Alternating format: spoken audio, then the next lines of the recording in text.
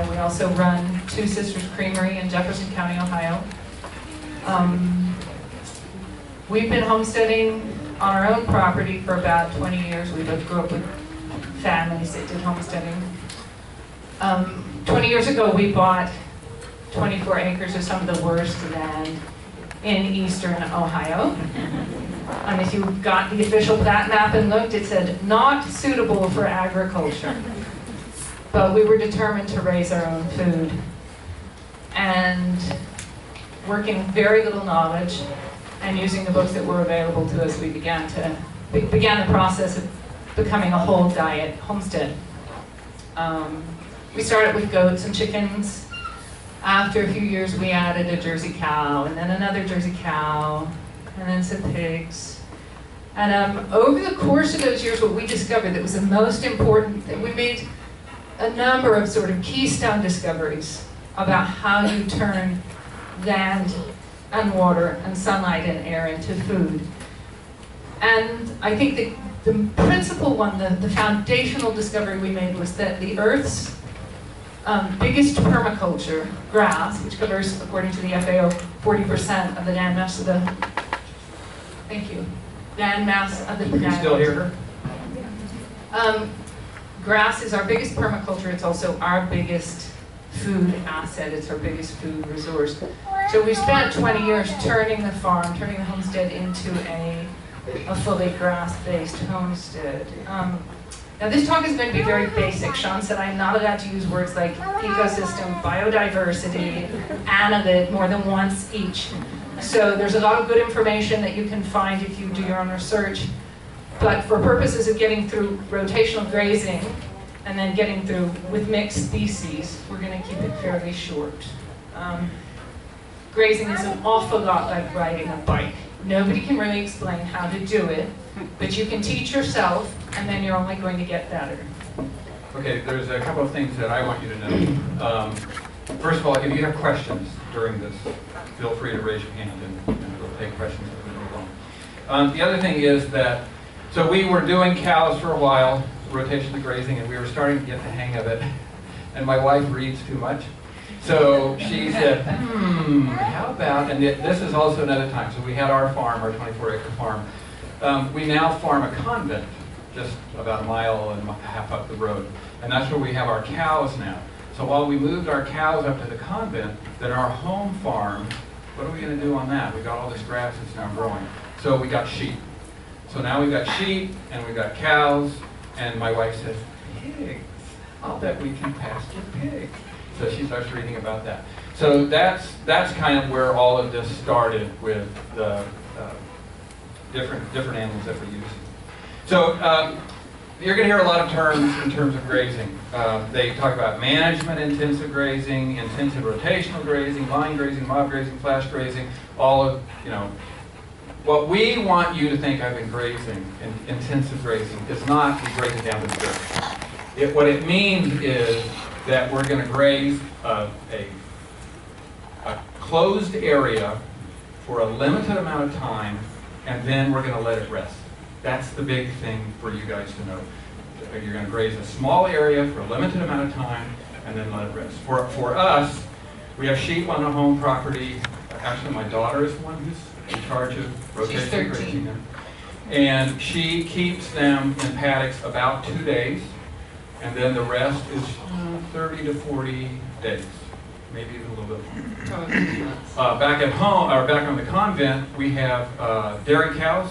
They're on a 12-hour rotation, so every 12 hours we're moving them, and they are in a 60 to 90-day rest. At least. Until they get back to that area again. We also have some dry cows, which are the cows that are not lactating. They're on a 24-hour change, so every 24 hours we change them. That sounds really, wow, it's really not as complicated. And part of it is the equipment that is now out there for intensive grazing and rotational grazing. So what are the advantages to intensive rotational grazing? I'm not going to assume that you've all already done research on this one. So basic advantages to intensive rotational grazing. First of all, more food. More forage for the animals, more food for us, more fertility. As animals pass across the landscape and leave it for extended periods of time, the regrowth is greater. When they come back and graze it, the root dieback underneath the ground is greater. So you're adding soil, you're adding organic matter to your soil from below the ground upward. You have litter on top breaking down, roots underneath breaking down. This is where I'm not allowed to get into any big words. You're building drought resistance and flood resistance and any kind of big weather event resistance into it. And then, of course, there's absolutely organic, chemical-free, hormone-free milk, meat, and eggs. Lots and lots of them. Where can I graze? Anywhere, almost. Not asphalt. But you can graze the edge of the woods. Do we need a All these dark? are showing up. Is there any way to darken the room at all? Can we knock back some of this light? That's great. Does that help? What you're supposed to be seeing here is that this is a slope covered with ironweed. I don't know where. Queen Is Anne's that too trees. dark? Yeah. Does that work? Okay. This is actually a really, really weedy slope. And when we took the picture, it was obvious. It was not as obvious here. But you can graze. When you're thinking, where am I going to graze these animals? Don't go out looking for something that looks like a pasture. Any place where you have stuff growing is potentially a place where you can graze animals. Briars at the edge of the woods. The 3 acres you are presently mowing with your John Deere next to your house. The trashy piece of property the neighbor next door owns. Any of those are potential places to graze animals. There's some hillside, pretty steep, that we're bringing. Covered with weeds. So, what do you need in order to graze? You don't need that much stuff, okay? So you need some sort of hot wire to keep the animals in, and there's lots of different kinds of hot wire out there. So this is just poly wire. Pete was just telling us about a new, they call it smart fence, where it rolls out with the stakes and the wire attached. Multi-strand fence. Smart fence. Wow. And so he's saying it's getting better and better. But we had it one time and it just got painted. But that's out there. There's poultry netting. So there's lots of different kinds of stuff. Then, of course, the posts. You need some sort of a charger like that and then a source. So here is one that we had with a solar and a battery. Most of what we do now is plug in because we can get access to the electrical. There's the little charger. These spools are fabulous for rolling out and picking it up. And we can move a paddock in 5 minutes. It's super easy to pull up your stakes, move to a new area, and do that. Oh, and then water. You've got to have portable water.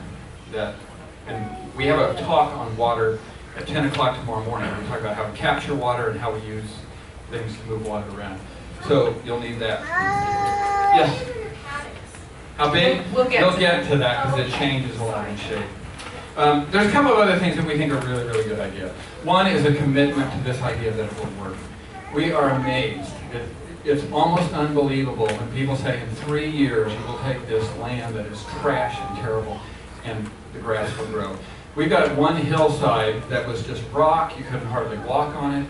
It is now so dense in grass that you hardly see the rocks anymore. You go through a stage, a really weedy stage, but gradually that grass takes over as you do this, and it's an amazing thing. And the second thing that we think is really, really important is a really good partner, okay? Having somebody else, when you're saying, this is not going to work, it's too much work, I don't know how to do this, and having that's when she puts the boat the other direction and says, no, we can do this, and vice versa. Okay, so we think those things are really important. So what kind of animals can be grazed together? Well, nature doesn't have fences, so everything can graze together. Some things will eat each other while they graze together, but everything can graze together. And the different grazing patterns and the different plants that different species graze actually end up complementing the way the forage is used. In the wild, you have animals that browse high up and let light in on the stuff growing lower. You have animals like deer and sheep that browse at man height and take off the broadleaf plants that spread out nice wide leaves to shade the grass and still on the sunlight. They'll browse that down.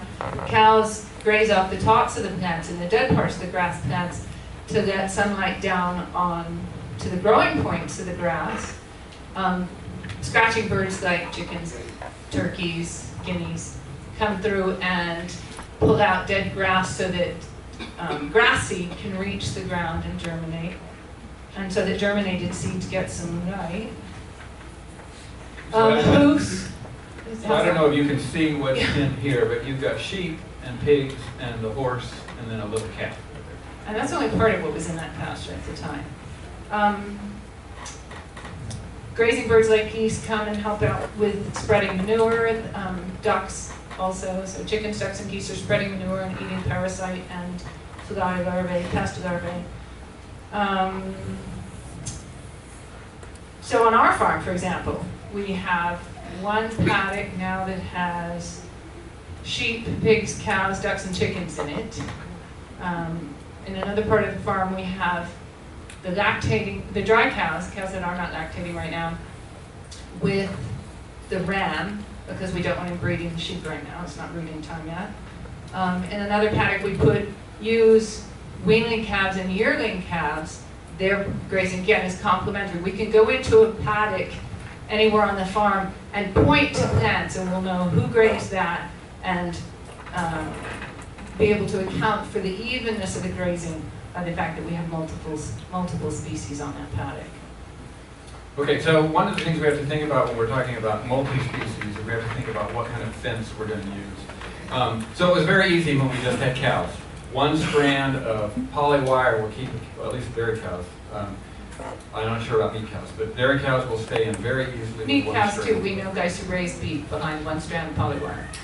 Sheep, we found, needed 2 wires, and pigs need 2 low wires, so that meant a 3rd wire a little bit higher.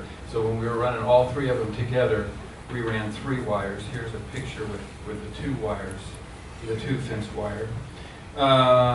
Chickens we let come and go usually, but if we ever want to hold them in, the poly netting works really well. They usually stay in pretty well with that. Goats, what we found is if you have a 40-foot wall with razor wire on it, that really works well. So when you're setting up a paddock, one of the things you need to know ahead of time, have some idea of who eats what. If you're going to put goats, sheep, and cows in a pasture together, you want to have some idea that this paddock that I'm building has something in it for everybody. Because rule number 1 of portable electric fencing is if you want them to stay in, make sure they have what they want on their side of the wire. So goats, in general, eat browse. Now everybody will eat some of everything pretty much here. But goats will eat browse. They'll stand on their hind legs or climb a tree to get at tree leaves. They will definitely girdle your fruit trees if you give them a chance. And they'll eat some grass. Sheep browse a lot. They generally eat the lower forbs, the broadleaf weeds. Not all of them. There's some things they won't touch. But they'll take out the mid-level stuff that's shading the grass and then eat some grass. Cows are mostly going to eat the grass, but they'll eat the forbs. The cows seem to have a really good instinct for what they need because they will go through a paddock very carefully, selecting the things, by the way, that the forage expert will tell you they don't eat. They'll select those and take a bite here and a bite there, and you can almost watch them balancing their minerals. And they'll eat some tree leaves as well. Pigs do graze. They also turn the ground over and root and make a mess. Chickens are pretty much a cleanup crew. Chickens, if you don't hold them too long in one space, are good for the ground, not hard on it. But any of these animals left in one place for too long are going to start making the soil bare. So, determining paddock size. Okay, so this gets to your question. This is the bike riding part. This is the bike riding part. You've never, if you've had cows on 3 acres of grass before, you don't know how much they're taking in one day. So determining paddock size has a lot to do with where you're starting, how tall the grass is and what's growing in there, and your animals, their size, their age, their state of lactation, their sex, their species, their breed. So how do you decide on how big a paddock's supposed to be? Start by going out and throwing a circle around something that's smaller than you think it ought to be. Put everybody in and come back in 12 hours and see what they've done. When they've taken it down to dirt, okay, that was too small. Let's double the size. Or they may have wandered around and eaten all their favorite foods and all the nasty stuff is still tall, and then you think, okay, I need to tighten it down a little. But you learn by experience You have to consider, what are the goals of intensive grazing? Take down the top growth to let sunlight in on the growing points. Take out the broadleaves so that they're not shading the grass below. Take out the thorny stuff, so something that isn't a goat will want to go in there. I want to emphasize, if you have bad briars, goats are wonderful. If you have bad briars, your lactating animals, like a cow or a lactating goat, won't want to go in there because their most tender parts are hanging right down at briar level. You want to see some dethatching happening if you're running chickens so that you know that you're going to get seed-soil contact when seeds drop. And you want to leave, this is important, you want to leave plenty of solar collectors for your regrowth, plenty of leaf matter that's still there to bring on the regrowth after you take the animals off. How do you start? Put up an animal and shove the animals in. Okay, so I come back to your question. Does that start to answer your question about how big? Because that's a problem. You know, how big do I make these paddocks? And again, I think my wife's right. Make it smaller than you think it should be and see what they do in 12 hours. And then, yeah. What if you're not working with a really large piece of property? If you're making these paddocks, and I think you said earlier that you don't bring the animals back for 60 to 90 days. Right. How big is not very large? Hmm? How big is a not very large piece of property? 5 acres? 2 acres, 1 acre? Well, the whole piece of property that we own is about 8 acres. Some of it That's a is pretty little large piece of wet, property. so- How much of it is cleared and grassy? Or cleared and not trees? I would say about 5 to 6 acres. That's of lots it. of room. Yeah, our 24 acres is mostly Trees hillside. up the side of a hill. Our pasture is 5 acres. Yeah, and so one thing to think about is if I want to not bring these animals back for 60 days, okay, so I mentally or even graph it out and I say, how can I get 60 spots? Yeah, in it just this sounds thing. like I have The to other own thing is- Pasco I'm County. sorry, what? I said it just sounds like I would have to own like Pasco County in order to do that. Oh, no, it's amazing. It Okay. is amazing. If I'm grazing 2 Jersey cows in June in my area, in normal rainfall, a full day's paddock, so I'm gonna actually give them half of this twice a day. Okay, since so they're milking, this, is gonna be something in the neighborhood of, like, maybe the stage? yeah, a little bit bigger than a stage, not very I'm not big. kidding you. Imagine where your grass is, at that time of year, this is short for the grass. Now, they're not gonna eat all that. We'll get to the question, how do you determine how much to give them? And we'll go into duration of rotation, like how long am I gonna take to get around the farm in a little while. But we are talking about very small paddocks. On our home place, we could run 6 ewes and a lactating full-size Jersey for 10 months of the year. We'd have to give her hay we'd have to give them hay, mostly, not so much because I was out of grass, but because the ground is frozen, there's snow on it, and there's ice on top of that. And this is not nice ground. It's getting beautiful, parts of it are gorgeous and parts of it are getting beautifully covered. But this is, a lot of it's on that slope. 45 degrees easily, some of it's steeper. We're talking about the 2 acres that you're presently mowing next to your country house, or the vacant field next door that your neighbor doesn't use. These are small areas. If you can't tell, we love intensive. Yes, right. And Somebody else we would does love for everybody, if we come back next year, we would love for all of you to come to us and say, we're trying it. We're starting out, we're trying it. Because it's really simple. The investment, as I showed you with the wire stuff, I think is really simple. $250, $300. Premier has it all. Kinco east of Pittsburgh.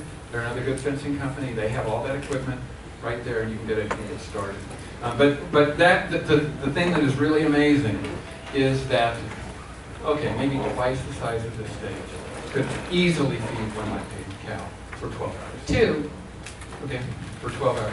I mean, it all depends on the composition, the time of year, how much milk she's giving, but I want you to picture small pieces of property. So you really can take a plat map of your property and divide it up into a grid and say, oh, if I had to do 60 of those, how big would they be? Would they be 100 foot by 50 foot or something like that? And you'll find it'll go a long way. And in fact, one of the things that's going to happen is, as you start grazing, you're going to find that you have to have more animals because that grass is growing so fast. because you fertilized it now with the animals, that you have to bring more animals home. Yeah. How do you deal with shelter? So Okay, We'll come to we'll that. get to shelter. Good. What do we do in our case where we just planted the grass and we're starting to lay out paddocks? Do we put them out there or? We would say, yeah, don't get on it. You definitely want your grass to get up to At 8 least inches. 8 inches, but if it's new, fresh growth and not established plants, I'd give it a little while. And maybe take a mower over it a couple of times to give it a chance to send out more tillers. But you don't want to just bring animals in on really short grass. You've got, one of the big things you're trying to do is get deep root growth. So Which is you've what got, we're and talking that about. corresponds to how high it is. So one of the things we're getting ready to, oh, I'm at this stage in it, so I'll tell you a little bit about it. So how do I know if I'm doing this right or not? Okay, and I'll tell you, don't worry about that question. We went to a grazing council meeting, and they were looking at all this mathematics and how many, what's the term they use? Sorry, my brain's blank. How much And then how many protein? animal days you have out Well, it's there, your animal total days. digestible nutrients, and your total mass, But then and they had a a special whole lot of term. fancy math. It was, if I was new starting on this, I would have given up. Okay. What I want to say to you is, if you keeping them in a short area for a limited amount of time and then not coming back to that for 60 days, you're doing it right. There is no wrong. There's only right and more right. Okay. So this is spring. This happens to be spring grazing. So we're giving them really big paddocks because in the spring, as my wife will talk about in a minute, we're trying to get them all across the farm because the grass is growing so fast. We're trying to get over the whole farm in 2 weeks or 3 weeks. Going really fast. Then as summer comes, we're going to really slow them down. Okay, but here there are really big paddocks. But I wish you could see these pictures better. So here you can see where they're on. This is where they came off of. Okay, and so here are some rules of thumb that people say, and you're going to hear lots of different rules of thumb. And so take it for what it's worth. So some people say 60, 30, 10. That means 60% of the grass is eaten, 30% has been trampled on, and 10% is still standing. So you would see some of that again in this picture a little bit better. Some of this is standing a little bit. A lot of this brown in here is trampled grass, but then they've eaten a lot in here. And I would say that this is pretty good. You're still seeing a lot of green. They're not taking it down to the soil. That's what you don't want to have happen. Okay, but you're leaving a lot of green in there. And you can tell the difference, a little bit of the difference here. Now here's a more summer, okay, and you can actually see 3 paddocks. So this is the paddock they were on. This is the paddock they're in, and this is the paddock they're going to. Okay, so you can really see the difference. I wish you could see better. On the computer, that's really good. So another thing is take half, leave half, and that doesn't mean height, that means mass of grass. Okay, so take half, leave half. Some people say 8 inches, but a minimum is 8 inches, take them down to 4 inches. Okay. Depends on the species, that one, and the time of year. The one we like is everything should be eaten, trampled, peed on, or manured on. Okay? And you see that, I think this is a good example of that. Okay, so, and look at this. This is weedy, garbage stuff. And they're going to turn it into beef and milk. There's a lot of grass in underneath that, okay, that they're going to get to, and the big stuff they're going to trample down. This, I'm going to talk about clipping in a little bit. This, I don't think we can clip. I think this was just animals that did this. And they knocked all the weeds down. And just make sure you remember, your leaves are your solar collectors. And if you don't leave those leaves, some leaves, that's really going to set back your grass. There was a talk that we went to, and it was very interesting because it showed the grass and leaving it high, and then the next day, and it was amazing how fast that grass grew when it only got cut down to a certain amount. The other thing that they say is that the chewing action of the cow is way better than the scissor, or the cutting action of the brush hog, so that whatever the cow does in tearing that really stimulates the growth of the plant. Oh, okay, so other things that you know that you've done it right. Lots of litter, very little exposed dirt, plenty of manure that's well spread around, and a full rumen. Okay. Oh, there's another one with some paddocks. You can even see the lines, so you can see how big those paddocks are. These are not very big paddocks when you There look were a at how bunch of big cows that- on this pasture, by the way. There was probably 15. But we're not talking, we don't have a lot of cows. We milk 6 cows, and then we've got another. I mean, we probably have 25 animals right now. That's brood cows, last year's cows, and this year's cows. Yeah, so we're a small operation. Okay, so you look at their rumen. Okay, so this back right in here, you know, dairy cows always look a little skinny, but right in here, that's on the left-hand side. That tells you if they've gotten a lot of food, and if that's hollow, then they don't. Then they need a little bit more food. The other thing is milk in the bucket. So every time that we milk a cow, we put it on the scale, see how much we get, and that tells us something. You know, if the milk's down, was the paddock too small? Was the paddock not very good? So those things help us. Things you don't want to see in a paddock when you're done, things that tell you you're too big or too small. You don't want to come in and find that all the nice tender green stuff is gone, all the nasty weeds are still standing up. Either they had too much choice about what they were eating, or they had too much choice about where they were standing, and you want to bring the size of the paddock down a little bit. Very little impact. You can't even tell they were there. Way too big of a paddock. Topography comes into play. If you've got one area that was hit really hard and another area that was ignored, take a second look. Was that a marshy area? Was it damp? Was it steep? Are there a lot of rocks in that area? Try and build paddocks, not that don't include the difficult spots, but that don't put in one paddock, easy, nice stuff, and the difficult stuff. It's like, you know, giving your kid a choice about liver and dessert on the same plate. Duration of grazing period. How long do I leave them in there? That is not just a function of how high the grass is, and here's why. 2 cardinal rules of rotational grazing you'll hear over and over again. One of them is never open all your gates. That means don't ever stop. Once you started rotational grazing, you are creating something wonderful here. Don't ever turn it around by going back to conventional grazing. Rule number 2 is no second bite. That means that once a plant has been grazed, it needs a substantial rest and regrowth period before it's going to be grazed again. So how fast does a plant grow back? Now, I'm not saying that you can't become a rotational grazer and say, look, I don't want to burn myself too much, I'm going to move them once a week. You certainly can, and you will do great things for your property. But if you really want to avoid the second bite on a plant that's just started to regrow, of course, winter is different, spring is different, but a general rule of thumb is say 3 days is your longest paddock. After 3 days, in a period of moderate growth, you can expect to go back to a bunch grass, clump of bunch grass that's been grazed off, and you'll see those green spikes with the short ends, with the stuff that they grazed, that have popped up a couple of inches often in the summer in just a day, or in just 3 days or more. So we're going to consider 3 days as your optimum, maximum moving time. Okay, so this is an example we would have of not good grazing. This is just the guy who does conventional grazing down the road from us. And this was a really kind of a nice pasture. He's got about 15 cows out there. And now, all year long, he's putting out hay because they just have eaten this down and eaten this down and eaten this down. And this actually was taken a couple of years ago. This is all that's left now because the cows won't eat this, and now it's taking over the whole field. And this field's going to be ruined in not very much time, just through conventional grazing, by having too many animals and not rotating them on this property.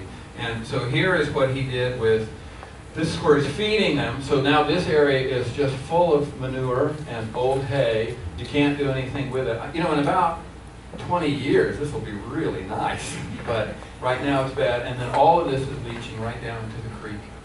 So it's kind of a disaster. So what do you have to have in a good paddock? And we talk about 5 elements of a good paddock composition. You're going to have forage, your grass, water, shade or shelter, so we have a shelter question, that's coming up, minerals, and a charged fence. Okay, so question of what kind of forage do you want in a given paddock? Well, first of all, you're going to choose from what's out there. And chances are you've got something out there for almost any species you might want to graze. You might have a preponderance of goat food out there as opposed to Jersey dairy cow food. But when you're building a paddock, you want to consider what are the species I'm going to put in this paddock. Make sure there's something in there for everybody. You want to avoid extremes, though, that might result in uneven grazing. For example, unless half the animals going out there, body mass, half the animals going out there are goats, don't make half of it blackberry cane. Now, I'm going to step in for a second. And you may find that this pasture right now is really just goat pasture. So that's all I'm going to put out there right now. And then in a year or two, as they take it, then I can add my dairy cow or something. On our place 20 years ago, what we started with was 3 tethered dairy goats. And we moved them every day, and sometimes we rescued them from some pretty uncomfortable situations where they were about to hang themselves up in their tethers, and they knocked their water over, and they got tangled and broke loose, but they I'm did so glad we wonders. passed the goat stage. They did wonders on the property, and goats are a terrific way to start out as a rotational grazer. They're also a terrific way We to don't start fight out. about many things, but we can fight back up. They're a great way to start out in dairying as well. Okay, so water. And water is really important, and water needs to be portable. You need to be able to move it from paddock to paddock. So we like 55-gallon drums that are cut in half. But you would be going out there every day, 17 times a day with a bucket if that's your process of doing. So what we use there's a lot of low pressure valves. So this is called the Hudson valve. It sits in there, and you'll see, so there it is working in that big tank. This is a stationary tank, so we use a bigger tank there, but almost always we use 55-gallon drums cut in half. So this works just like a toilet, so as they drink down, it fills up again. And we do a lot of gravitational water, so that we collect water, and then, so we've got several big IBCs that are full, that are feeding into this. And as long as the Hudson valve's working, that'll last for quite a while. But we can talk more about it if anybody's interested. Sunday at 10 o'clock. We'll talk about that. So, but when it comes to this, is really great for cows. Okay, but then we have to get more than cows. So here's another thing. This is a job float, so it's kind of the same thing. Okay, these are all at TSC. And we also have this one, which I kind of like. This is a metal one. It's a little giant float that attaches to the side. So, but any of those work reasonably well. Okay, and so let me back up just a minute. So we have this 55-gallon drum, and then we get sheep. Which the little baby lambs can't drink from that. So then we put a little block next to it, and they can get their feet up on it, and then they can drink out of it. So that's how we solve that problem. But pigs won't drink out of that at all. So they would tip it over. They try, and then they tip it over. Yeah, so there are little pig nipples. It's a stem valve, little metal stem valve. Pig bites it, water comes out, and they drink that way. Very clever, very nice. Yeah, so lots of people have them in their pig farms, and but it's got to be portable. So what my son did is he came up with, and this is, I can't even remember, it's a piece of copper pipe or something that's got a little holder on it that the water goes through into that stem valve, and then it's got 2 anchors that we push into the ground so that the pigs, and so it's really easy to pick up and move and put down again. And so that's been a real satisfactory. And the hose just goes back to a rain barrel, a big rain barrel. Then ponds and streams are a way to do animals, but it's a tempting way to do it. But you really don't want to break down the sides of the ponds or the stream, and they will do it. Now, there's nothing wrong with rotating them kind of quick over the creek, which is what we do. We've got a creek, and we let the animals down to it for a day, and then move them on. But if you leave them any longer, they're going to start breaking that down, and it's going to go down. Watering on creek banks and pond banks is a whole topic in itself. Okay, so third element of a good paddock, shelter or shade. That's, again, a completely seasonal need. It also has to do with the species of the animal. These are animals. Cows, sheep, Our cows and sheep are in the pasture 12 months of the year. They have shelter, they have shade in hot weather. They have shelter in the edge of the woods in the cold weather, and they do just fine. These last 2 winters, when it's dropped down below, 10 below for 2 weeks, we've brought the young livestock out and put them in a shed, which mostly makes us happy, but I think it's also a good provision for tender animals. Goats can't manage in the field as well. Goats need some kind of shelter. People do build portable shelters, and it's not very difficult, but make them sturdy because the goats will climb on them. Pigs also need some kind of shelter certain times a year. They need someplace where they can go and get relatively dry bedding. I say relatively because they won't leave it dry, but you don't want it saturated. People make pig huts that travel in the field. We don't like to use them because if it's sturdy enough to house a pig, it's heavy enough that we can't pull it easily.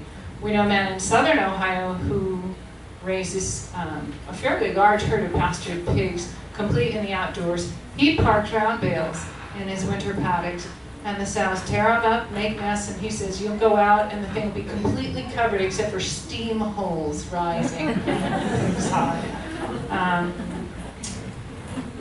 Was that it? Shelter? So there was a shelter question. Did that get answered? Well, Yeah. I saw you had a horse and 3 horses, and they like their run and shed. So, I mean, Ours is just a crummy old pony. Stop that.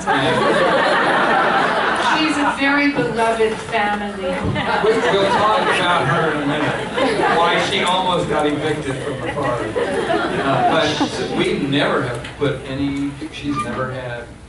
Bridgie sometimes comes home in the winter to home pasture, and if the weather is really bad, we'll include our biggest barn in the paddock, and sometimes they'll shelter in there. But Bridgie does manage in the woods just fine.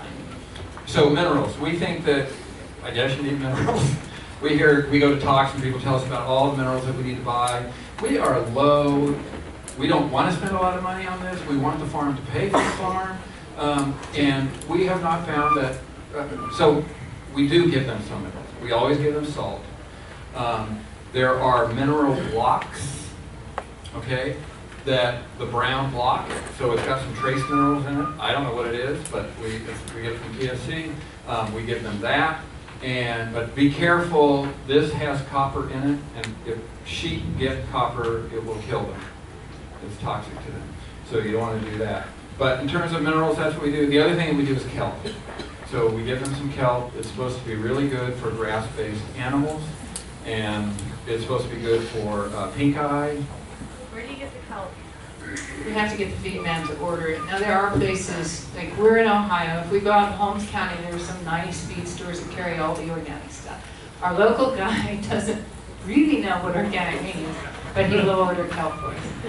He's a great guy, but he doesn't know what the word means. So the fifth element of a good paddock is charged fence. Check your fence. Some of us test it with the back of our hand. Some of us actually go get the charger and check. But make sure it's on because it's purely a psychological barrier. And if they get used to it being off, they'll be more tempted to test it. And under good circumstances, they'll go right through it. The other thing to do with fences is what shape am I going to make this paddock? Now, paddocks can come in all shapes and sizes because you want them to include what you want included and exclude what you want excluded. So sometimes we'll make a paddock with a keyhole around a tree, for example, that we don't want to be damaged. But in general, it's good to remember that a long, narrower, squiggly-shaped paddock will get more trampled and less grazed as the cows move back and forth, or as the animals move back and forth. A square around paddock will let the forage be more efficiently utilized. Both are good, both are right, depends on what you want to do. If I want to kill briars at the edge of the woods, if I want a section of the wood edge that I can get the cows through, I'll make a long narrow paddock and I'll put the water at one end and the minerals at the other, and I'll get a pretty beat up paddock. But in general, if I'm trying to utilize forage efficiently, I'm going to make round, square, more or less compact shaped paddocks. Just a question on, Yes.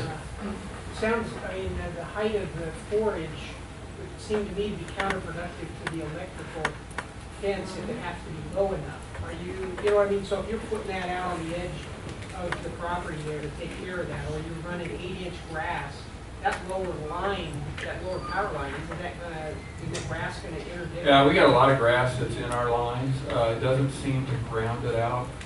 I don't know why it doesn't ground it out more than it does. It does when it's wet. You go out on a dewy morning. If you go out before the sun's up, you can watch all the little blue sparks at the bottom edge.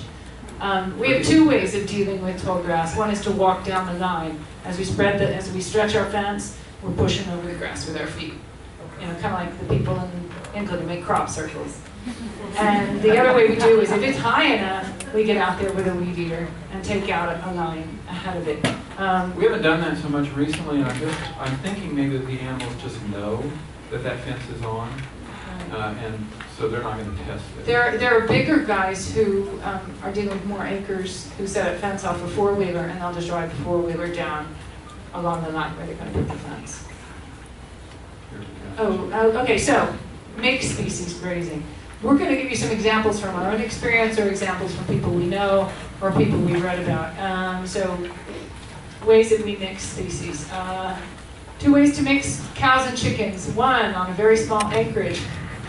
There is no need, and in my opinion, no benefit in putting chickens in a movable, we've tried it, so I know it's a total waste of time, in a movable house from which they free range behind the grazing animals on a 5-acre pasture. Because those chickens, if you put their house more or less central, they're at home in that 5-acre pasture. They're going to go all the way to the edge of it, regardless of where that house is sitting. And if you're moving it, what they'll actually do is decide that the barn doesn't move around, they'd rather live there.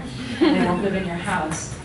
So on our home farm, we have mixed species grazing and the cows grazing out from this chicken house. This is not the prettiest angle, but it's a good way to see the chicken house, which is down by the creek.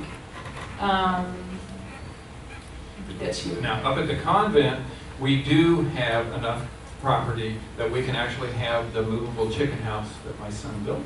And so the chickens do follow behind the cows and do a really nice job of, we couldn't believe how well they destroyed the cow patties as they went through them. Joel Salatin actually waits for 2 or 3 days for the larvae to get cooking, and then he lets his chickens go in after the cows and really does a great job of knocking back the flies too. Our problem is that these chickens, unless you're going to put one of those fences around it and contain them, they still wander a long, long way. And the sisters, as the chickens got closer and closer to the fence, the sisters watched the coyotes come out of the woods and grab the chickens. Lost a lot of chickens to coyotes this year. So they called us up. They got one. Okay, broilers. These are chickens that we're going to pasture with, but not really with, more alongside the other animals. We tend to raise Cornish rock crosses. We have a complete ideological objection to Cornish rock crosses, but they are so easy and they taste so good that about once a year we'll order 100 more, raise them anyway. And those they're not active animals and they don't seem to benefit from polyfencing on a big paddock. So we move those in Joel Salatin style chicken tractors behind the cows and sheep. If you were going to raise, say, Freedom Rangers that are a lot more active, it's probably worth your while to go ahead and enclose a larger area with poly netting, with chicken fence, and run your cows, run your Freedom Rangers behind your grazing animals. There is a reason, which I'll go into in a minute, why I personally would not choose to run my chickens with my grazing animals, not my feeder chickens, not my broilers. Running our sheep and cow together has been really simple. As we mentioned, the ram is at our property until he's done his job. Then we move him back to the dry cows on the convent, keep him away from the ewes, and he runs with them, and there seem to be no problems. Then what we do with the calves is we leave our dairy calves with the mama for 3 or 4 months. And then we bring the calves home when they're taking too much milk. We bring them home and then we let them run with the sheep on our property. And again, we don't seem to have any issues with them. It actually does good for the calves because then the calves are not competing with the big cows. How do you do that with the copper and then maybe like with the cows? Like with the cows and the sheep together? Then when we have the cows and sheep together, we only give them white salt. And then the kelp box is actually up at the dairy, so the cows come up to the dairy twice a day, and they have a chance to get at the kelp box. Kelp probably wouldn't hurt the rams, but they don't get at it. It is a funky compromise, because I'll look at my yearling calves and I'll think, I'd like you guys to get some copper, but I don't want to poison my ewes, so they just have to go with him. Okay, pigs. Okay, pastured pigs are an interesting topic. It helps to reflect briefly on the fact that all the other animals we talked about, well, all the four-legged things, are herbivores. They're grazing animals. A pig is an omnivore, and pasturing pigs makes us all scratch our heads and say, does pastured mean where I live or what I eat? So pasturing pigs has different aspects. Am I going to pasture my pigs alone? We pasture pigs alone under two sets of circumstances usually. In the garden, either to harvest something we planted specifically for them or to clean up afterward, or in a new garden area that we want them to turn over. There we'll hold them tight, throw shell corn on the ground, they'll dig and root, and they'll turn it over pretty well. We pasture pigs with the sheep and the yearling and weanling calves. We don't have any aggression problems, but the pigs are hard on the turf. We got two pictures. I don't know if you can see, but the pigs have made themselves a beautiful wallow around the water tank and are all bedded down. And in the second picture, that hillside behind has been rooted over. Now, different stages of your journey toward turning a piece of trash land into a nice pasture, that's not necessarily a bad thing. But once I've made my pasture beautiful, I don't want my pigs out there turning it over. If I just raised pigs, it'd be another thing entirely. And then remember, if you want grass-fed pigs, the small homesteader has the advantage on the big guy completely. This place isn't that big. It's very simple for me to harvest things that are where I don't want them. Weeds, corn stalks, green grains that I've grown as a ground cover, like say winter wheat to cover the garden in the winter. I can cut all that home to the pig in 5 minutes, and that's another good way to get a pastured pig. Okay, the pony, we just let him, sometimes we'll have him in our place, sometimes we'll have him up at the other cows. He just kind of just goes wherever he wants. And we think that maybe he deters coyotes and stuff like that. He does. Okay, but the big problem that we had with that stupid horse was that, so we had those 55-gallon drums with the float valves in them. And he thought those hoses were really fun to play with. So he would pop that off, and we would have had 4 IBCs full of water. And now they are empty. I was ready for that. Yeah. So, but we solved it. So when we set up our water thing, we run a little bit of wire just over where that where the hose comes in, and that horse is terrified of the hot wire fence. He has not touched that thing since. I think you need some counseling. Yes. For one thing, that's not even a male horse. That's a Oh, mare. yeah. Okay. Okay, so now we're gonna start. We're getting close on time. Are there any questions? Because then we'll go to some issues. Yes. We run corn, cattle, and sheep, so we have a high tensile perimeter fence, Okay. but our cross fencing, you can't use polywire or netting because their horns get caught up in it. I don't know if you have any advice for horned animal keepers or no people who do. We have animals with scur horns. We mostly, if we have something that's not pulled, it's going to get eaten anyway, so it's not around for longer than 18 months to 2 years. We have not had any difficulties with animals getting their horns in polywire. We do have had things get tangled up in poly netting, and we just don't use it where they are. So if we had to do smooth wire high tensile for some sub paddocks, I mean, it would make it much more permanent, of course. Right. It's better than nothing, but we just love the polywire because you can make the shape and size. And Yeah, it just doesn't work. We've lost many. Wow. Because they get up against the edge, they graze there, and then all they have to do is lift their head. Oh and yeah. their horns get tangled. That's worth noting. When you're choosing a breed, pulled breeds do have some advantages. Yeah. Yes.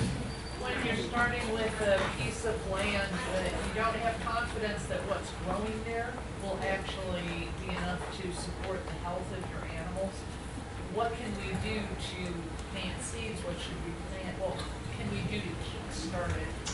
It's a good question, and you know, it's the possible answers are as wide as the possibilities of the land and the animals.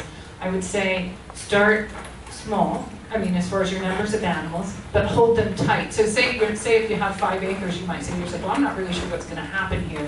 So I'm going to start with breeds that I know do well on junk.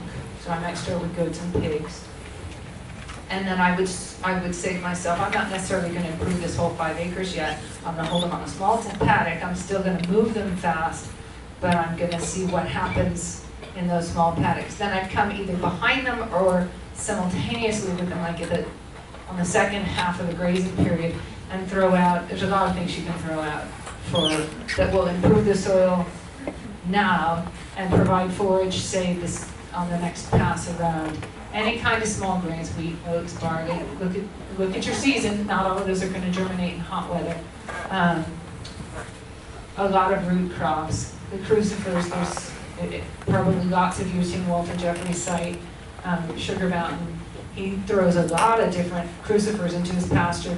They come up, so that'd be things like cabbage and kale and broccoli and cauliflower. And they come up and the animals graze the tops, and only in the fall does he let them take off the whole plant. So he's improving the state of the ground, the state of the forage, and the state of the animal all at one time. I would be confident, though, if I was putting a goat out there. You just don't need that much. But if I was worried, I could also improve the soil by tossing a couple of flakes of semi-decent hay into any paddock where I was wandering. One of the great things to remember about feeding hay and a rotational grazing routine is not a sign of failure. It's just another way of improving your pasture. And the big rotational guys say feeding hay on pasture gives you the equivalent of that value in minerals and organic matter. So you're getting your money's worth in feed and your money's worth double in minerals and organic matter. And they don't hesitate to give hay in the summer if things are growing a little bit slower than what they thought. I'm not going to put my animals out when it's not high enough. So they'll just put them in a sacrifice paddock, give them hay until that grows a little bit more, and then they'll put them back on the And in the winter we feed hay on pasture so that everything ends up there. Yeah. Are you doing any kind of maintenance for dragging your paddocks or anything? Okay, so we were going to get to that, but yeah, I'll skip to that right now. So once the animals have been on that paddock, and I'm going to give them this rest for 60 days or something like that, what am I going to do with this paddock? There's lots of guys who will no-till drill, will put fertilizer on it. Well, I'm not going to do that. It's too big of equipment and it's too expensive. And we're too convinced that the ecosystem really has what it needs and knows what it needs if we manage it. And I think the animals are going to put the fertilizer on there, and that's what I want to have happen. Plus, one of the things you find is if you let nature do it, then the natural grasses are going to come in even stronger. So I will occasionally clip, and by clipping, and I've been doing it more up at the sisters because I think the sisters like it looking that way. We did have one guy who said the only reason to clip is either It wasn't just one guy, it was Bob Hendershot, who's a forage specialist. He says you clip either because of vanity or because of revenge. But when I clip, I really am clipping. I've got the brush hog really high so that wheel, I've got the wheel in the lowest position it can be in, and the wheel is either just barely touching or maybe even all the way up. And so all I'm doing is knocking down the top stuff. So especially if I've got a lot of ironweed out there, I'll knock it down. It really does make it look a lot better. It also lets that sun get down to the grasses and help them grow. So I will do some clipping. The reason I don't like to do clipping is because every time you take a tractor over there, you're compacting the soil. So I'd rather that I didn't do that. So sometimes, if the field's not so bad, and I have been doing this at home, because the home paddocks are much smaller, is I'll clip with a weed eater. I'll just go along with my metal blade weed eater, and I'll go from weed, and knock them down. And really, it takes a lot less time than On a small enough paddock, you can go behind the cows with a big hoe and knock out your We did queen that for a space and while. your ironweed in 10 minutes a day, and it's worth doing at the beginning. I think you should say something about the fact that you do use clipping in another, you clip low for certain purposes. Oh yeah, when I've got an area that is really bad in canes or something like that, then I'll cut low to try and knock them back and let the grass come out. But that's about all that I do between letting the animals come back on, and then they do a great job of making it better. Yeah. I'm going to be starting off with forested swampland. Oh, wow. That sounds exciting. Yeah. Do you want it to stay forest and swamp, or are you trying to convert it to pasture? Trying to add pasture. Not trying to change it as much as improve it. There are some interesting people out there doing things with turning woodland into pasture, and what I find is common is to choose a small area, hit it really hard with pigs. This comes back to the question of what is a pasture pig. A pasture pig, usually people mean it lives outside, but they're feeding it. And in the case of trying to claim a piece of woodland for pasture, generally what people are after is not to get rid of all the trees, but to get rid of a lot of them and get grass growing underneath. And there's a couple of issues going on there. One is woodland soil biology is fungal. Grassland soil biology is bacterial. If you can bring in animals to stir that plant material up, and then move your ruminants in, the ruminants will, as Greg Judy says, unload their bacteria tanks on your woodland dirt and start the bacterial thing going. But you are going to have to feed them. Greg Judy is really good. Greg Judy is a good source. He does a lot of videos out there. I want to emphasize too, although this is, I'm sure, an age-old art, this is a practice that in the United States of America, and the way we're doing it now, is very much an ongoing study, and it varies with every farm, every animal, every season, and every farmer. So try new things. If you've read somebody's book, go see if he's updated it online. If you've seen a video, get one that's been made more recently and see what's going on out there, and be bold. Could you talk the time requirement in the morning and night, water changes? Just moving paddocks? Yeah. That is so easy. Now, so we go and milk the cows, bring the cows up, we milk the cows. That takes the longest period of time. Then actually, I run home with the milk, and I start doing the milk stuff. And my wife goes over and changes the paddock. But this is on 45 acres with 20 animals. At home, Oh yeah. we can move 2 lactating cows in 5 minutes. It's a very short period of time. Now, I would not want anybody to think, oh, I'm going to go into rotational grazing on a small scale, add that to my homestead, okay, 10 minutes, morning, evening, and I'm done. Because there's a lot of time that you spend, it draws you out there, and then you wait, and you see how's this animal behaving, and there's something sort of relaxing about the sound of their crunching, so you stay a little longer, and you begin to pick up other things. What do they like and what don't they like? What does a healthy animal look like and behave like? Why is she eating that right now? Why is she standing in the fence and mooing at the cows down the road? She's in heat. So you wouldn't really like set up your schedule and say, okay, if I leave 5 But minutes it's not from going to that, I'm take you done. an hour or twice a day. That's really Until you're having so much fun that it does. I want to touch on the feed issue real quick. Here is why I don't consider pigs, unless you're one of those bold people, and I have heard of 2 and don't know any personally, who think, I'm going to raise that pig on nothing but forage. I'm going to raise that omnivorous pig on nothing but grass. Unless you're one of those nice bold people, you're going to be supplementing that pig in your pasture.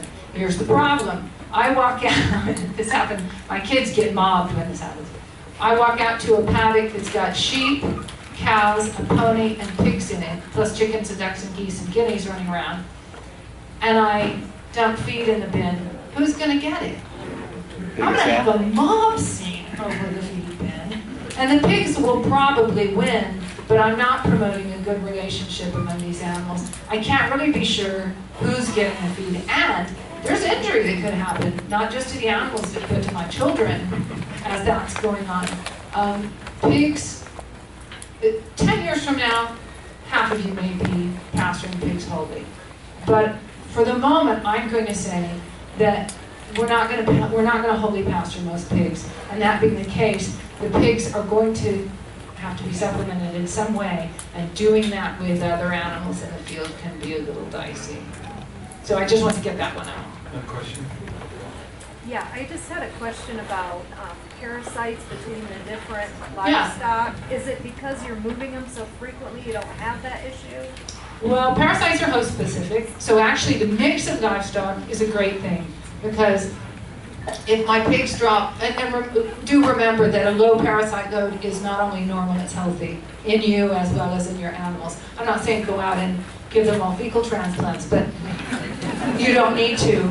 We're not talking about a zero parasite load, which would make somebody scratch their head and try to figure out what's wrong with this animal. But a low, normal, healthy parasite load, if my pig has parasite eggs in his manure, one, he's not going to be back to this place until the life cycle of that parasite is already over and done. But two, if in the period of time that, you know, the half day, 2 days, maybe 3 days that the animals are in this pasture, if any of those parasites or parasite eggs are ingested by a non-host species, they're done for.